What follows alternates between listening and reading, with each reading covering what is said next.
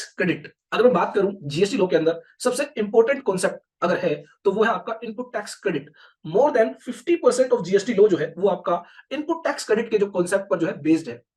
सबसे ज्यादा इंपॉर्टेंट है, सबसे ज्यादा प्रॉब्लम जो है यहां पर आती है अकाउंटेंट्स को, टैक्स प्रोफेशनल्स को।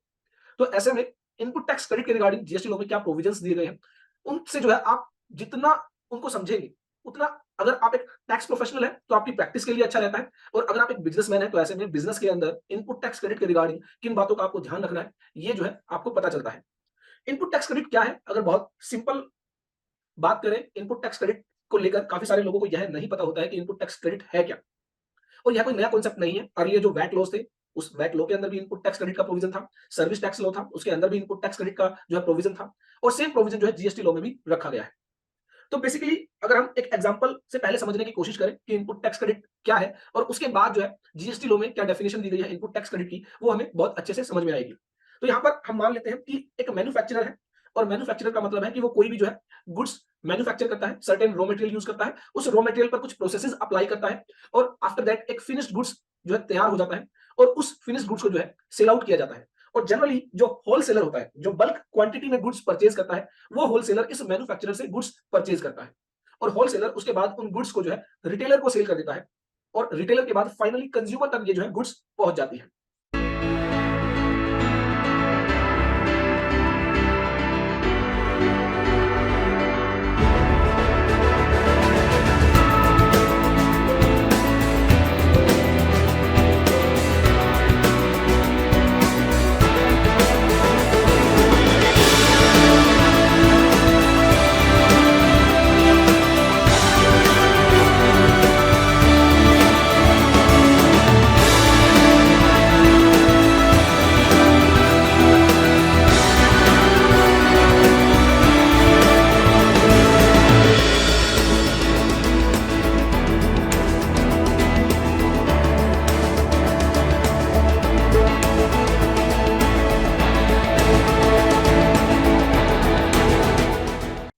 अब हम बात करेंगे from the prospective of the wholesaler, क्योंकि यहां से हमें बहुत अच्छे से समझ में आएगा कि इनपुट टैक्स क्रेडिट का जो प्रोविजन है वो एग्जैक्टली है क्या। इनपुट टैक्स क्रेडिट के रिगार्डिंग सबसे पहले हम बात करें कि ये जो होलसेलर है ये गुड्स परचेज करेगा इस मैन्युफैक्चरर से, और मान लेते हैं कि गुड्स परचेज की गई उनकी जो वैल्यू है वो है 1000 रुपीज, 1000 रुपए की वैल्यू है, और उस वैल्यू पर मैन्युफैक्चरर ने जीएसटी चार्ज किया 18%। ये कोई भी जीएसटी हो सकता है, आईजीएसटी भी हो सकता है, या फिर सीजीएसटी प्लस एसजीएसटी भी हो सकता है। तो हम एक क्यूमुलेटिव फिगर मान लेते हैं जीएसटी की 18% जीएसटी चार्ज किया गया 180 रुपीज का, और टोटल अमाउंट जो है वो हो गई 1180 रुपीज।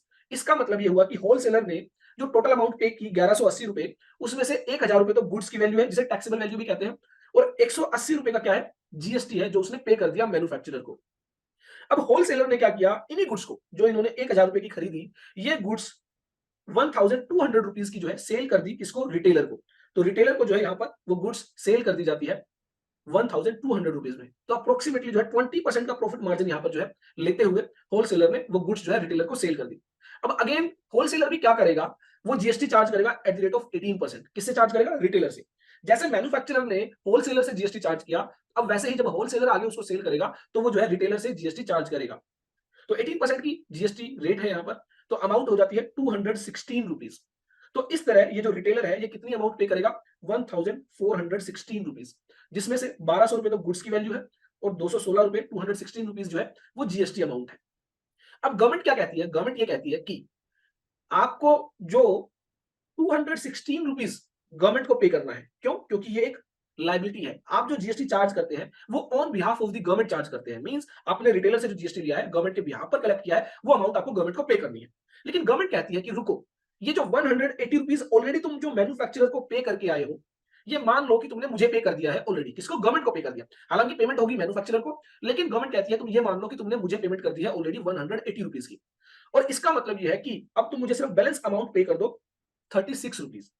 ये जो 216 रुपए तुमने रिटेलर से चार्ज किए, इसमें से ऑलरेडी जो तुम पे कर चुके हो 180 रुपीज, वो लेस कर लो, और उसके बाद 36 रुपीज जो है मुझे पे कर दो। अब अगर हम बात करें होलसेलर की जेब से कितना जीएसटी गया, तो होलसेलर की जेब से जो जीएसटी गया दैट इज 180 रुपीज जो उसने मैन्युफैक्चरर को पे किया, प्लस 36 रुपीज, तो टोटल अमाउंट हो गई 216 रुपए।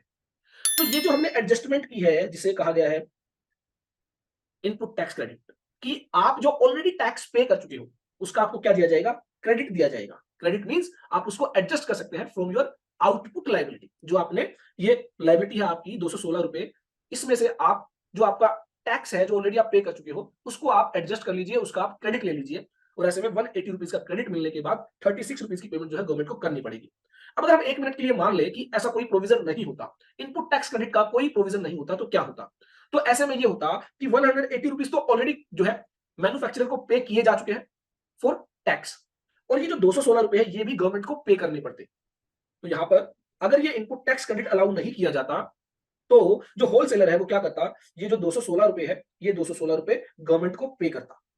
जो भी लोग जीएसटी सीखना चाहते हैं, इनकम टैक्स सीखना चाहते हैं, टीडीएस सीखना चाहते हैं, वो हमारी ऐप एक बार जरूर डाउनलोड करें, all about taxes from the play store. Description में भी आपको लिंक दिया गया है। बहुत सारे अच्छे कोर्सेज जीएसटी को लेकर, इनकम टैक्स को लेकर, टीडीएस को लेकर, न्यू जीएसटी क्यूआरएमपी स्कीम को लेकर जो है लॉन्च किए गए हैं।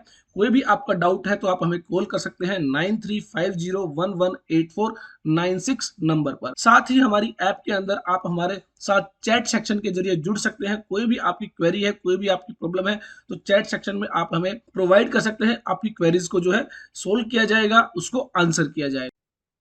तो इससे क्या नुकसान था? इससे ये नुकसान था कि ऑलरेडी 1000 रुपए पर टैक्स पे किया जा चुका है और अब 1200 रुपए पर टैक्स पे किया जा रहा है। तो यहां पर आप देखेंगे इस 1200 रुपए में क्या है, 1000 रुपए की परचेज वैल्यू प्लस 200 रुपीज का प्रॉफिट। तो गवर्नमेंट अगर 180 रुपीज का क्रेडिट नहीं देगी तो क्या होगा, इस 1000 रुपए पर फिर से टैक्स देना पड़ जाएगा, मींस डबल टैक्स। जब आपने परचेज किया तब भी उस पर टैक्स पे किया, जब आपने उसको सेल किया तब भी उस पर टैक्स पे किया। तो इसीलिए ये डबल टैक्स ना लगे, गवर्नमेंट ने कहा कि आप जो ऑलरेडी टैक्स पे कर चुके हो उसका आप क्रेडिट ले सकते हो। हालांकि कुछ कंडीशंस है, कुछ रिस्ट्रिक्शंस है। ऐसा नहीं है कि आपने जितना भी टैक्स पे कर दिया सीधा आप उसका क्रेडिट ले लेंगे और जो है बैलेंस अमाउंट गवर्नमेंट को पे करेंगे, नहीं।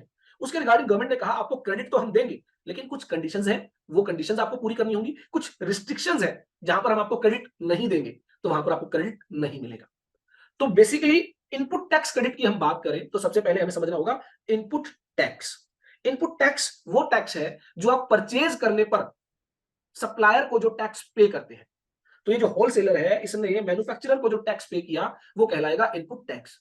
और इस इनपुट टैक्स को जब आप एडजस्ट करते हैं अपनी आउटपुट लायबिलिटी से तो यह बन जाता है input tax credit.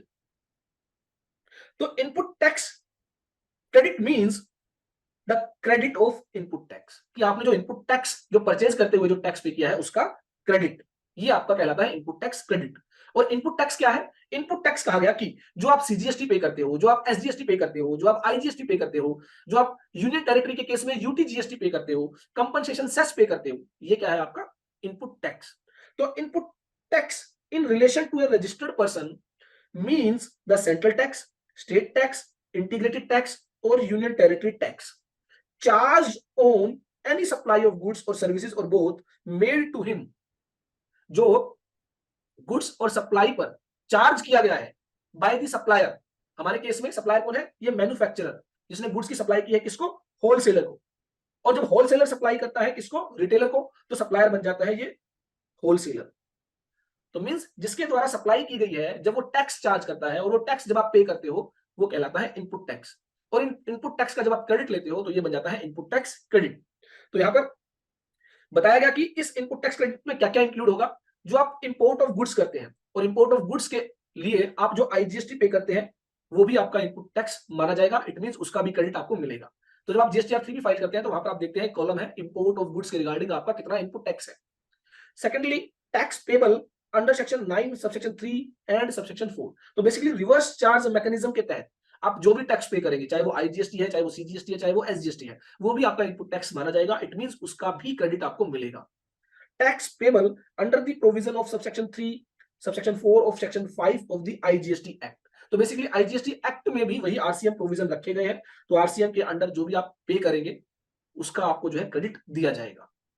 The tax payable under the provision of subsection 3, subsection 4 of section 9 of the retrospective SGST Act। तो बेसिकली आरसीएम के तहत आप जो आईजीएसटी पे करते हैं वो आईजीएसटी एक्ट के अकॉर्डिंग पे करते हैं, जो सीजीएसटी पे करते हैं वो सीजीएसटी एक्ट के अकॉर्डिंग पे करते हैं, जो एसजीएसटी पे करते हैं वो एसजीएसटी एक्ट के अकॉर्डिंग पे करते हैं, और जो यूटीजीएसटी पे करते हैं वो यूटीजीएसटी एक्ट के अकॉर्डिंग वो आप जो है अपनी टैक्स लायबिलिटी अंडर आरसीएम पे करते हैं। तो उन सबका क्या मिलेगा आपको? क्रेडिट मिलेगा। क्यों मिलेगा? क्योंकि ये सब क्या है? इनपुट टैक्स है, और इनपुट टैक्स है तो ऐसे में आपको उसका क्रेडिट मिलेगा। But does not include the tax payable under the composition levy. अगर कंपोजिशन लेवी के तहत आपने कोई टैक्स पे किया है उसका क्रेडिट आपको नहीं मिलेगा। इट मींस अगर ये होलसेलर लेट से मिस्टर जेड से कुछ गुड्स परचेज करते हैं, और ये जो मिस्टर जेड है ये अंडर सेक्शन 10 कंपोजिशन स्कीम में रजिस्टर्ड है, एक कंपोजिशन डीलर है, तो सबसे पहली बात तो एज पर सेक्शन 10 जो कंपोजिशन डीलर है वो टैक्स चार्ज ही नहीं कर सकता। वो बिल ऑफ सप्लाई इशू करता है, इनवॉइस इशू नहीं करता है, और बिल ऑफ सप्लाई के अंदर कोई टैक्स चार्ज नहीं किया जा सकता। और सेकेंडली अगर मान लीजिए किसी ने गलती से टैक्स चार्ज भी कर लिया तो भी जो ये रेसिपिएंट है जिसने गुड्स परचेज की है इसको कोई इनपुट टैक्स क्रेडिट नहीं मिलेगा। क्यों नहीं मिलेगा? क्योंकि tax paid under composition scheme is not an input tax, वो इनपुट टैक्स ही नहीं माना गया है। तो जब उसको इनपुट टैक्स नहीं माना गया है तो उसका क्रेडिट भी आपको नहीं मिलेगा। हालांकि ये ऑलरेडी सेक्शन 10 में क्लियर है कि जो कंपोजिशन डीलर है वो टैक्स चार्ज ही नहीं कर सकता। जब वो टैक्स चार्ज ही नहीं कर सकता तो इनपुट टैक्स क्रेडिट का कोई सवाल ही नहीं उठता। लेकिन फिर भी यहां पर स्पेसिफिकली बताया गया कि उसके बावजूद भी अगर आपको लगता है कि आपने कंपोजिशन डीलर को कोई टैक्स पे किया है तो उसका क्रेडिट आपको नहीं मिलेगा। इस बात का आप ध्यान रखें।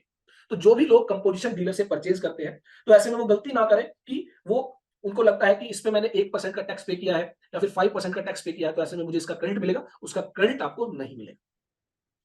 तो ये बेसिकली है concept of input tax credit.